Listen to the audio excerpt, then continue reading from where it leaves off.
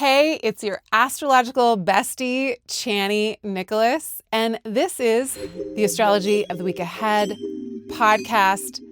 I'm so happy we are gathering here today. No matter what day you listen to this, I'm really glad you're here.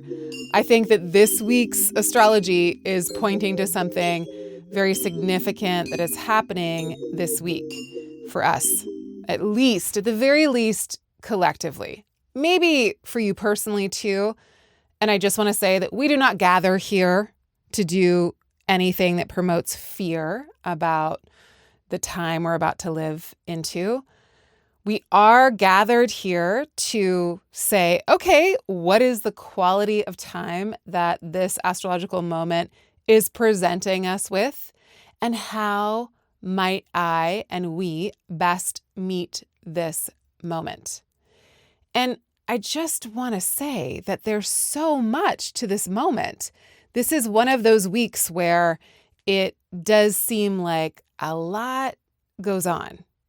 And I want us to just consider the fact that we might not feel like we can get everything done this week. We might not even feel like the things that we're trying to do are successful. Obviously, I hope that we do feel that they're successful. But if we don't feel that by the end of the week or halfway through the week or at any point in the week, I just want us to remember it's okay. It's okay. It's not all going to get done this week. It just isn't. It's just not the week for that. This is a week for us to recognize the chaos either before or as it's coming into the room. Like, we're at the circus. There's clowns here.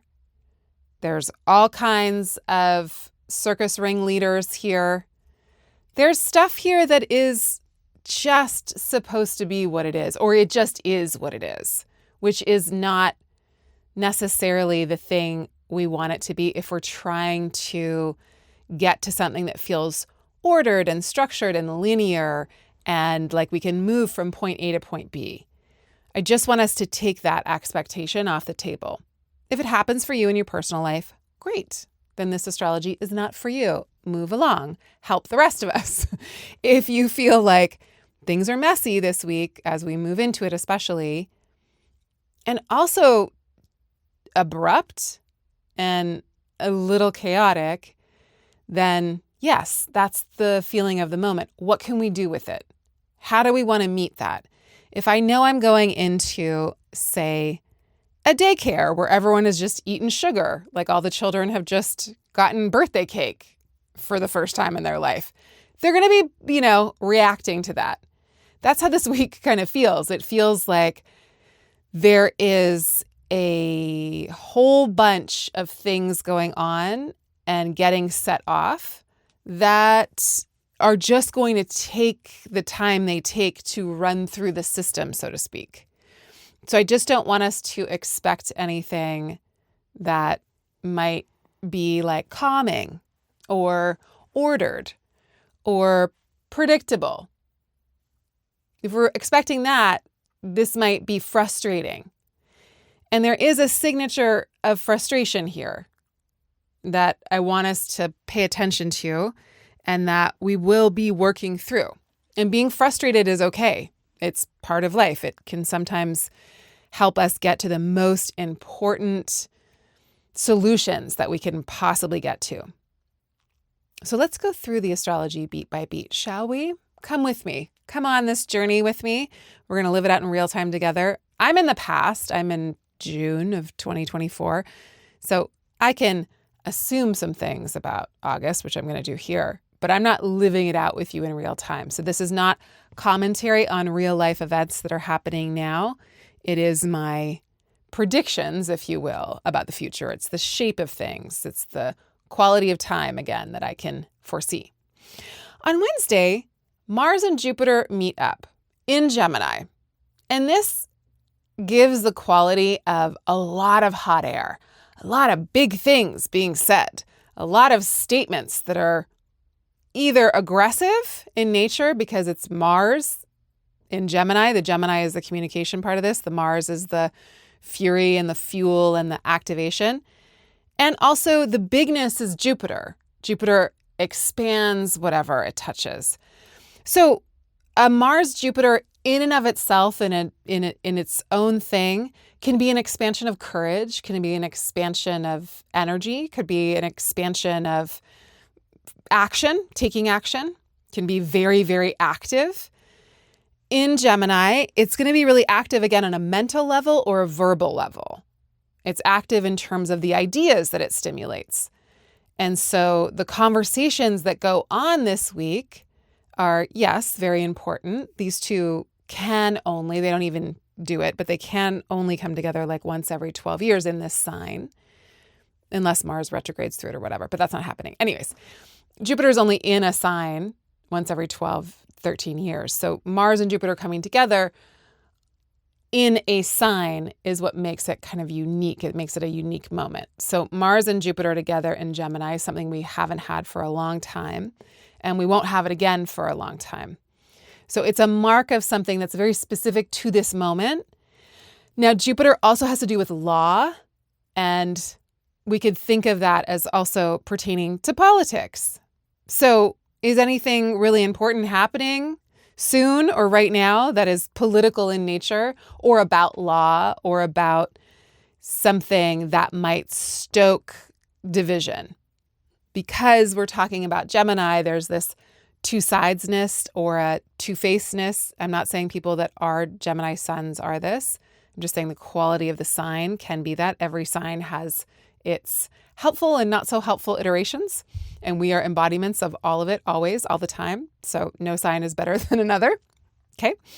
It's just that when something that is potentially challenging, which Mars is always going to challenge us, or like rocket fuel, which Mars is, or even explosive, like Mars can be, and it's in this sign, it can be a big kind of splintering or two sides of something, or a twinning. And I talked about this in the Year Ahead podcast. If you're on the Chani app, you've heard me talk about the book Doppelganger by Naomi Klein. And I think that book is a very important piece of curriculum around Jupiter in Gemini, and with Mars coming up to Jupiter in Gemini, Mars and Jupiter in Gemini on the 14th exactly, making a conjunction. I just feel like the whole nature of that book, Doppelganger, but also just the theory of doppelganger politics is really important. Like, what side is being played off against another side to get something done that is completely different? Like, what is the truth in this situation? And how is that truth being misconstrued to get to a outcome that has nothing to do with that thing? What is the mirror world that we're seeing, right? Because Gemini is very much about the twinning and the mirroring and the two sides or the two polarities. And what's the third way of being, right? How do we not end up in these extremes where the truth of the situation is being used as a tactic of manipulation? So that's one read on part of the situation. Now, I'm saying a lot of that because as Mars and Jupiter come together, they also make a square to Saturn in Pisces. All these signs that I'm mentioning, Pisces, and I'm going to also mention Virgo, they're all something called double-bodied signs. They're mutable signs, which means they're a mix of things. They're not one or the other. They're both and. So the situation feels mixed. And again, there's not a clear direction necessarily at this moment. It doesn't mean we don't get to a clear direction or solution. It's just that this moment isn't really about that, because the mutable signs happen in between the seasons, right? It's in between, like the cardinal signs come and they change the seasons. They give us the solstices and the equinoxes. And then the fixed signs come and they solidify the season. And then the mutable signs come and they are some of that season, but they're also making way for the new season to occur. And so they're both. They're, again, this mix.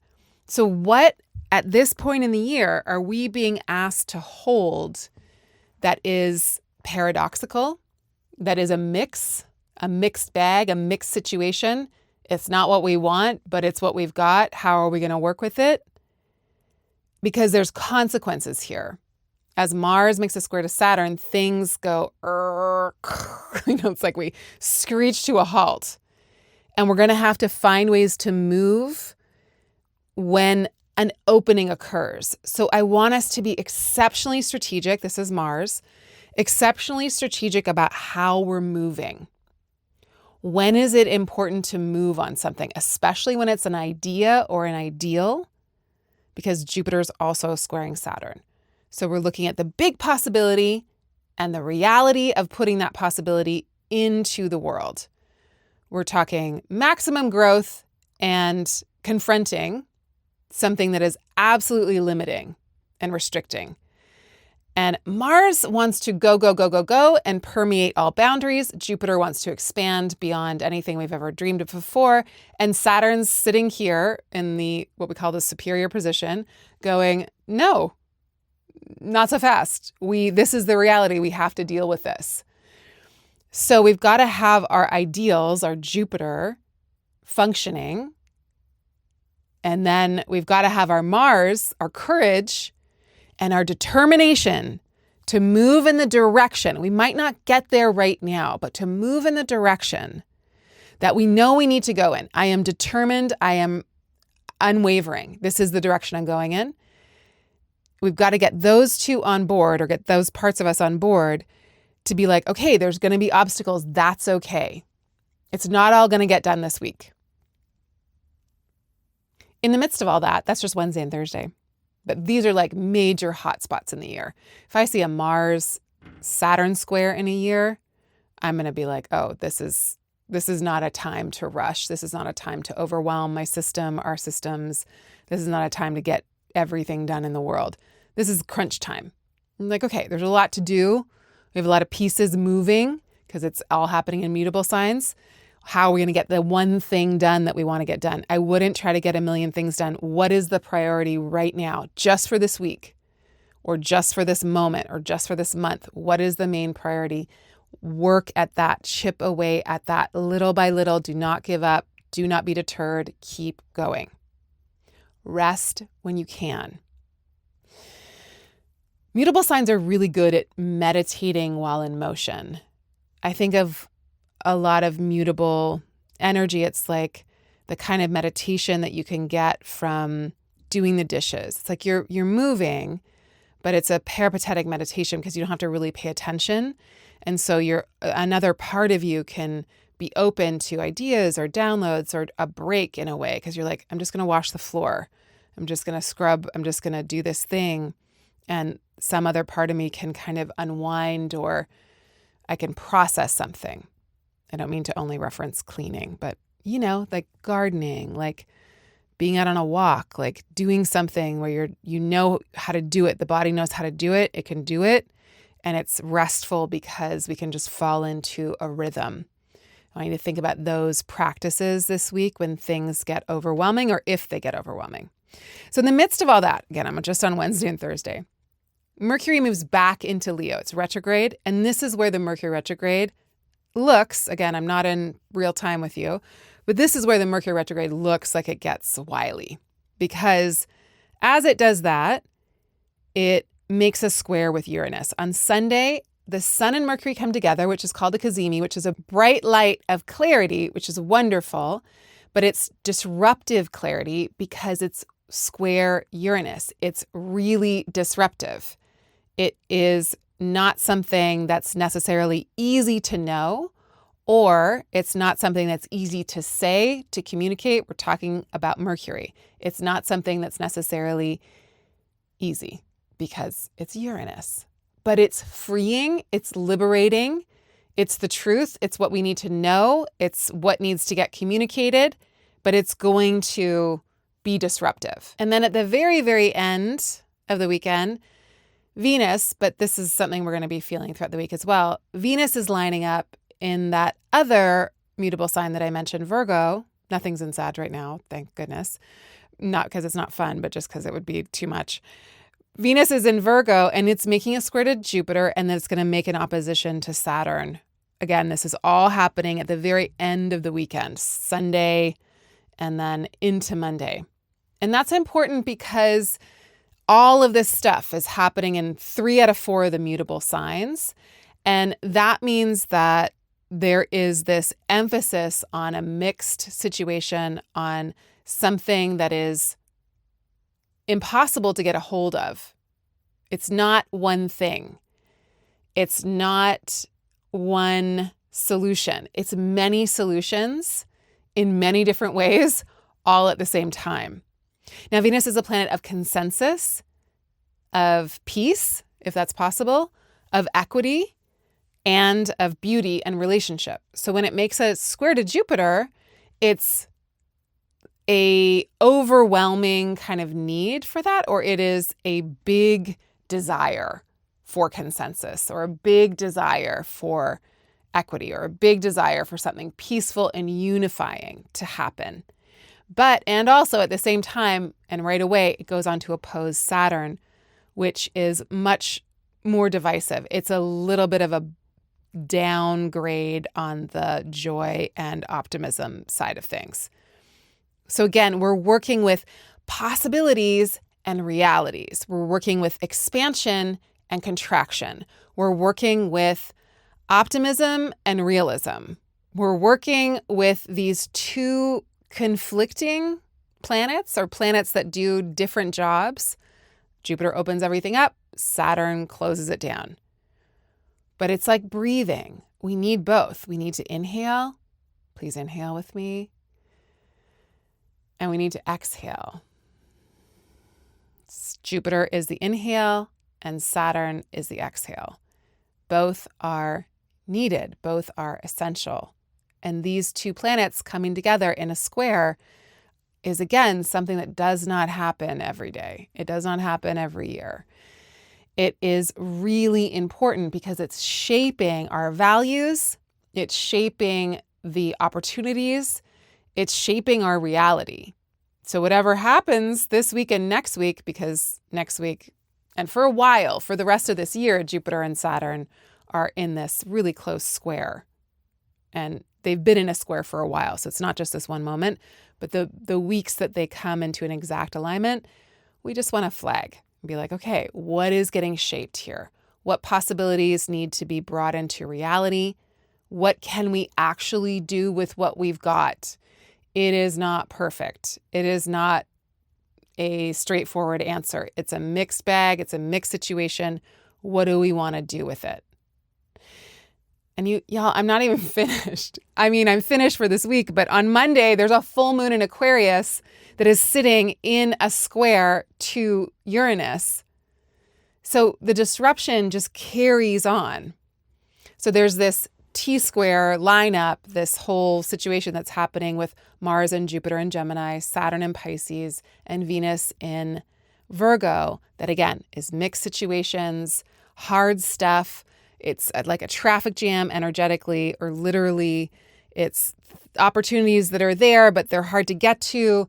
It's being overwhelmed by the work that we've got. It's feeling limited and restricted in ways that we absolutely don't want to be limited and restricted, and having to deal with that reality and figure out how we can strategically move towards the goals we know we need to move towards. Come hell or high water, this is what we've got to do. Let's do it. There's that going on. And then there's this disruptive, chaotic insight that, yes, is about freedom, and it's about being honest, and it is about breaking down and breaking through old archaic systems. That starts with the Sun and Mercury making a cazimi squaring Uranus, and then a full moon happens that does the same thing. Full moon in Aquarius is real emphasis on power to the people, since Pluto has been there. And it's about our collective reality. And there's something being really loud, and it's shaking awake. And it feels like such an important week.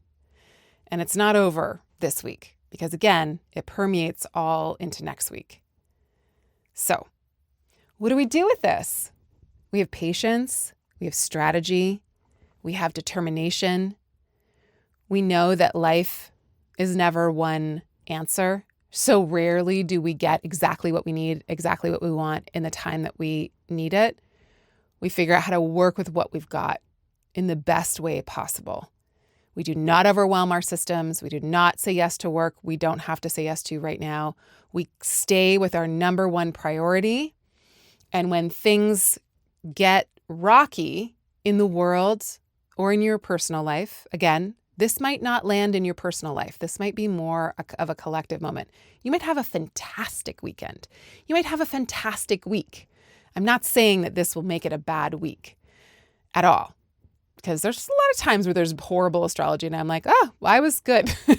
The world was really going through it and it impacts me. But on a personal level, I'm really good.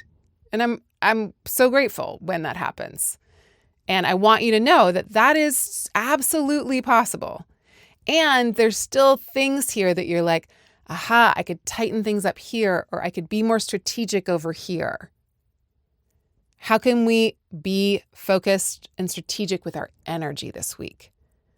What do we want to get accomplished? And how are we going to go about doing that no matter what obstacles show up in our way?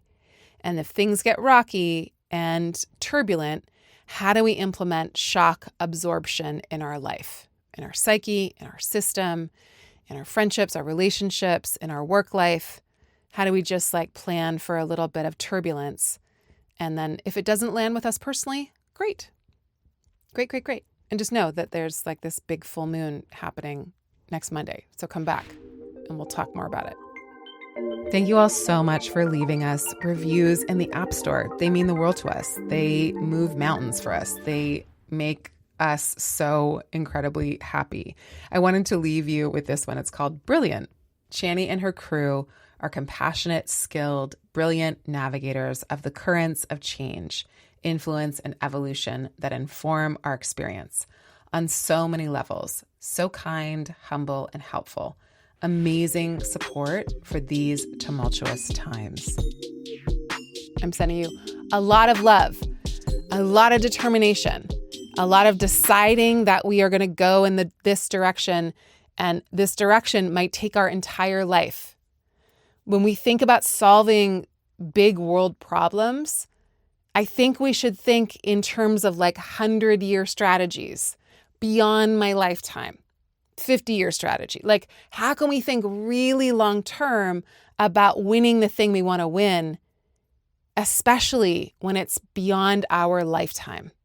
Because that's how so much has been accomplished in this world. It's not about getting things done this week. Think long-term, be strategic long-term, and act with that in mind. And I'll see you back here next week for more. We're in this together. I believe in us. I know that we can make the most of this moment. I really, really, really do. Sending you so much love, all the blessings, all the strength. Bye for now.